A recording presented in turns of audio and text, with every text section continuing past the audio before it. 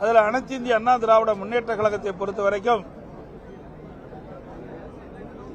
அதை எதிர்த்தும் அனைத்து இந்திய அண்ணா திராவிட முன்னேற்ற கழக சட்டமன்ற உறுப்பினர்கள் அனைவரும் எதிர்த்து வாக்களிக்க வேண்டும் என்று அவையிலே நான் பேசினோம். ஏற்கனவே அனைத்து இந்திய அண்ணா திராவிட முன்னேற்ற கழகத்தின் சட்டமன்ற உறுப்பினர்கள் கூட்டத்தை கூட்டி என்னை சட்டமன்ற கட்சி தலைவராக தேர்ந்தெடுக்கப்பட்டு அதன் அடிப்படையிலே மற்ற பொறுப்பாளர்கள் நியமிக்கப்பட்டோம். அதில் கொறடா இன்னும் பல பொறுப்புகள் நியமிக்கப்பட்டோம். கொறடாவாக முன்னாள் அமைச்சர் சட்ட பொறுப்பாளர் திரு அக்ரி கிருஷ்ணமூர்த்தி அவர்கள் நியமித்தோம். அவர் அனைத்து சட்டமன்ற உறுப்பினர்களுக்கும் அனைத்து இந்திய அண்ணா திராவிட முன்னேற்ற கழகத்தில் தேர்ந்தெடுக்கப்பட்ட அனைத்து சட்டமன்ற உறுப்பினர்களுக்கும் முழுமையான தகவல்கள் வழங்கப்பட்டது. மின்னஞ்சல் மூலமா மின்னஞ்சல், பதிவு தபால், இமெயில், எஸ்எம்எஸ் போன்ற மூலமாக தகவல் கொடுக்கப்பட்டது. ஆனால் ஒரு சிலர் முன்னாள் அமைச்சர்கள் சட்டமன்ற உறுப்பினராக தேர்ந்தெடுக்கப்பட்டு அனைத்து இந்திய அண்ணா திராவிட முன்னேற்ற கழக துரோகம் விளைவிக்கின்ற விதமாக நேற்றைய தினம் அறிவிப்பை வெளியிட்டார்கள். அனைத்து இந்திய அண்ணா திராவிட முன்னேற்ற கழகம்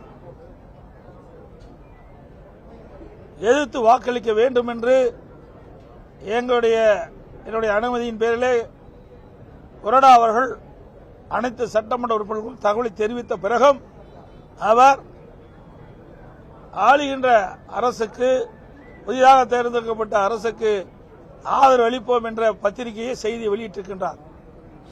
இது முற்றிலும் தவறானது, சட்டத்துக்கு புறமானது. இன்றைக்கு புதிதாக தேர்ந்தெடுக்கப்பட்டு அனைவரும் அனைத்து இந்திய அண்ணா திராவிட முன்னேற்ற கழகத்தை பொறுத்த வரைக்கும் நடந்து முடிஞ்ச 14வது சட்டமன்ற பேரவை தேர்தலிலே போட்டியிட்டு வெற்றி பெற்று இப்பொழுதுதான் அதை அமைக்க இருக்கின்றோம்.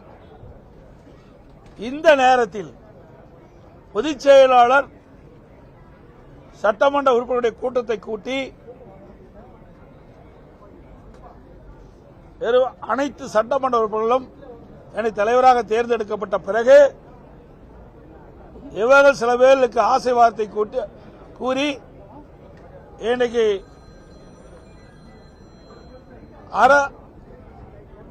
தமிழக வெற்றி கழக தலைமையில் ஆட்சி அமைக்கப்பட்டுகின்றது.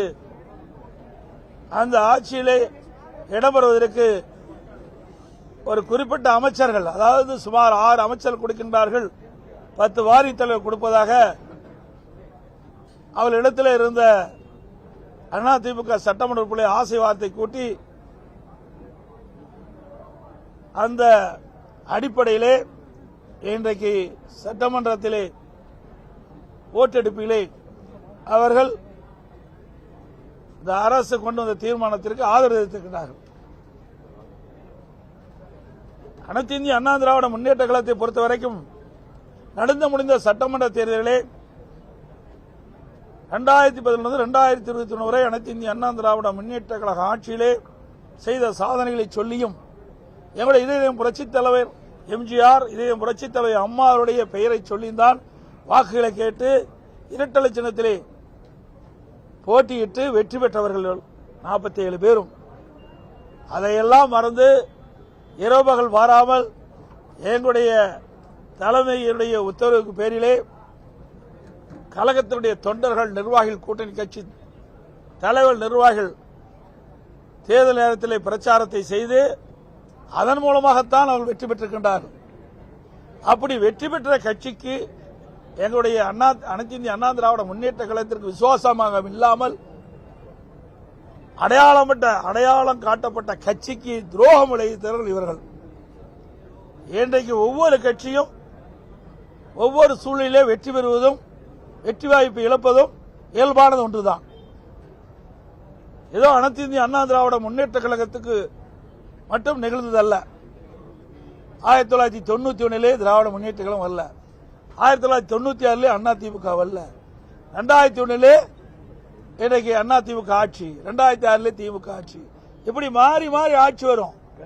இன்றைய தினம் இன்னைக்கு தமிழக வெற்றி கழகம் வெற்றி பெற்று ஆட்சி அமைச்சிருக்குது. இந்த சூழ்நிலையில கூட அதிமுக 47 இடங்கள் வெற்றி பெற்று சொன்னால் இது மிகப்பெரிய வெற்றி. இன்னைக்கு கூட்டணி சார்பா பார்க்கும்போது 6 இடங்கள் 53 இடங்கள் வெற்றி பெற்றிருக்கிறோம். இந்த சூழ்நிலையில வேண்டுமென்றே திட்டமிட்டு சில முன்னாள் அமைச்சர்கள் சட்டமன்ற உறுப்பினராகி அவருடைய ஆசைக்கு அமைச்சர் ஆவேன் ஆசைக்கு எங்களோடு நாங்கள் தலைமை அறிவிக்கப்பட்ட அதன் மூலமாக வெற்றி பெற்று வந்த சட்டமன்ற உறுப்பினர்கள் தவறான வழியிலே அழைத்து சென்றிருக்கின்றார்கள்.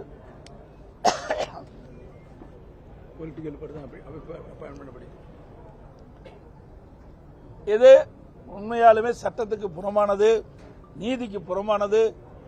இன்றைய முதலமைச்சர் அவர்கள் தூய்மையான ஆட்சி நடத்த வேண்டும் என்று சொல்கிறார்.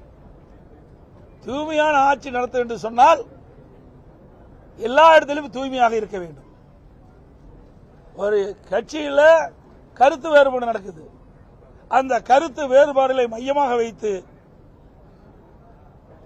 ஒரு சாரார் வீட்டுக்கு சென்று வருவது எந்த விதத்தில் நியாயம்? இதான் தூய்மையானது. ஆக எங்க இயக்கத்திற்கு இப்படி வந்திருக்குது. எல்லா இயக்கத்திற்கும் சோதனை வரும். இது தவறான முன்னுதாரணம். இதுவரை தமிழக வரலாற்றிலே இல்லாத ஒன்று. இன்றைக்கு எத்தனையோ கட்சிகள் ஆட்சி இருந்திருக்குது, எத்தனையோ கட்சிகள் கருத்து வேறுபாடு பிரிஞ்சிருக்குது. ஆனா எந்த தலைவருமே பிரிந்த இயக்கத்துக்கு வீட்டுக்கு சென்றது கிடையாது. ஆனால் ஆரம்ப காலகட்டத்திலே தவறான பாதையிலே இன்றைய தமிழக வெற்றி கழக தலைவர் சென்று கொண்டிருப்பது உண்மையிலேயே வருத்தம் அளிக்கின்றது என்பதை இந்த நேரத்தில் பதிவு செய்ய விரும்புகிறேன். அது மட்டுமல்ல, இன்றைக்கு சட்ட நீதியாக பார்க்கின்ற பொழுது இன்றைக்கு ஒரு பொதுச் செயலாளர், இன்றைக்கு சட்டமன்ற உறுப்பினராக தேர்ந்தெடுக்கப்பட்ட சட்டமன்ற கட்சி தலைவர், அவர்தான் விப்ப கொறடாவை நியமிக்க முடியும்.